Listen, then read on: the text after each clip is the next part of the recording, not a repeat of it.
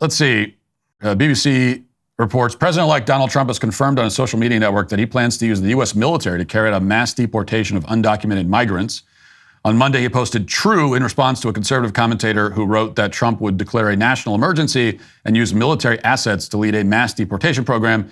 At campaign events, Trump repeatedly pledged to mobilize the National Guard to assist Immigration and Customs Enforcement, the federal agency tasked with carrying out deportations. So that's the plan. He plans to mobilize the National Guard to help with the deportations.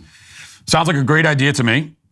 Great use of the National Guard. And the left, of course, is not happy about it. In fact, one commentator on CNN is so unhappy that she pledged to physically prevent U.S. troops from carrying out these orders. Listen to this. Promise you with every fiber of my being, because I'll probably be one of those people, that if anybody comes for these people and tries to drag them out by force, there will be protests of people like me, American citizens, who are going to stand there and do everything possible to prevent these women and children, which is all who these people are.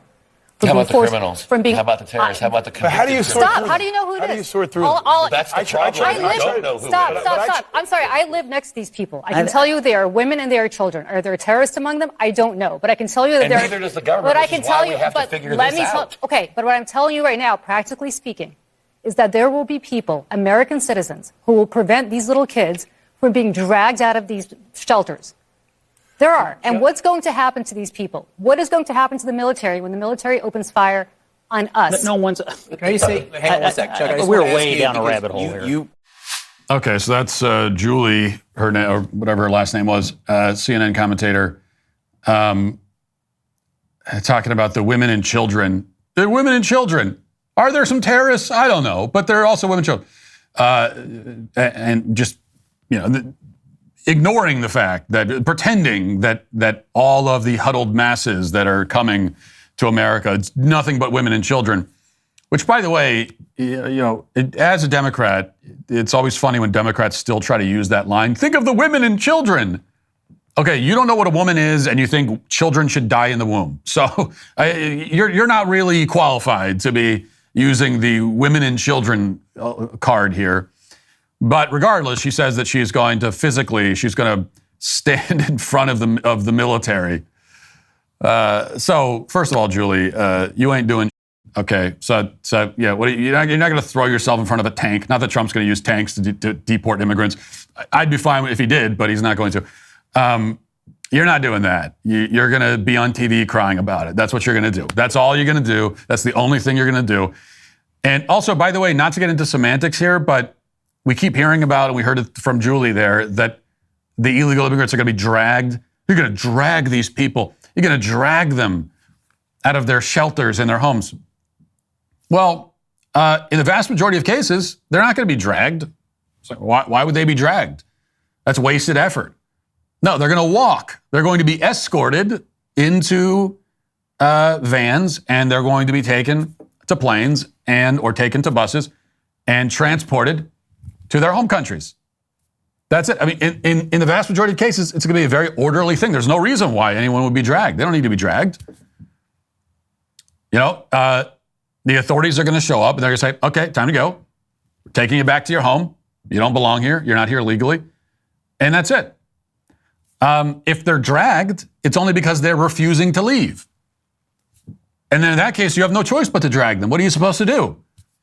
When you go to enforce your immigration laws, you say, well, we got to take you back to your home. You're not supposed to be here. If they say, no, I'm not leaving. What are we supposed to say? Well, okay, well, if you don't want to, then never mind. Oh, well, if you don't want to. Oh, you'd rather not? You'd rather not be deported? Well, okay then. No, well, yeah, in that case, you do have to drag them. But I think that that it won't come to that in most cases. I actually think that in most cases, the scene will not be nearly as dramatic as the CNN commentators are predicting and claiming.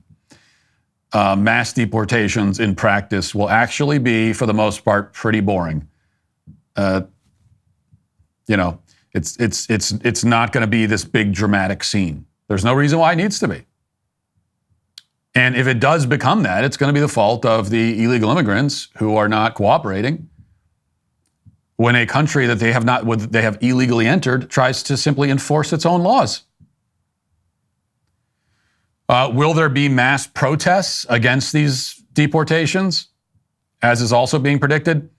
We'll see, but I have to say I doubt that as well. Sure, there will be protests, and we know the left is very good at ginning up protests on fraudulent grounds. They're very good at, using hoaxes and using out of context things to gin up protests. They've done that many, many times. They're going to be looking for their kind of George Floyd of illegal immigrants. They're going to be looking for an illegal immigrant George Floyd moment. That's what they're praying for. They are fantasizing about it right now. They would love for that to happen. So they'll be looking for that. Maybe they'll get it, and maybe if it doesn't happen, they'll pretend. So there will be protests. We also know the left good at not only ginning up protests, but also they know how to pay for them. If they can't get people to protest, you can always pay to have people come out and protest. So they'll do all that. But I don't think that there will be a kind of popular uprising against deportations. I think that most Americans will be perfectly fine with it. Because most Americans have their own problems. You got your own family to take care of. These are people that are not supposed to be in the country anyway. The law is being enforced in a fair and orderly way. And that's just not the kind of thing that's going to infuriate most Americans. Why would it? But I'm going to go out and protest because because a basic law that every country has and every country enforces, that law is being enforced. We're supposed to suspend our laws, abolish our national sovereignty for the sake of these people. Why would we do that? The law is not suspended for me. Okay, this is what most Americans are going to say to themselves. Well, they're not. No one's suspending the law for me. If I break the law, I'm held accountable. So why should it be suspended for them? What makes them special? I think that will be the calculation that most Americans make, and that's why mass deportations have popular, widespread mass appeal and approval on both sides of the aisle. And I don't think that's going to, I think there are a lot of people that think, well, that's going to change once they start actually doing it and we have these visuals, these very upsetting visuals. Like I said, why would the visuals be upsetting? I think they'll be wonderful visuals because they are visuals of the law being enforced and our national sovereignty being restored. I can't wait to see it. I can't wait to see that happen. So I think that's where most people are on this. Thanks for checking out this video. If you'd like to listen to my full podcast on the go, you can check out The Matt Walsh Show on Apple Podcasts, Spotify, or wherever you get your podcasts.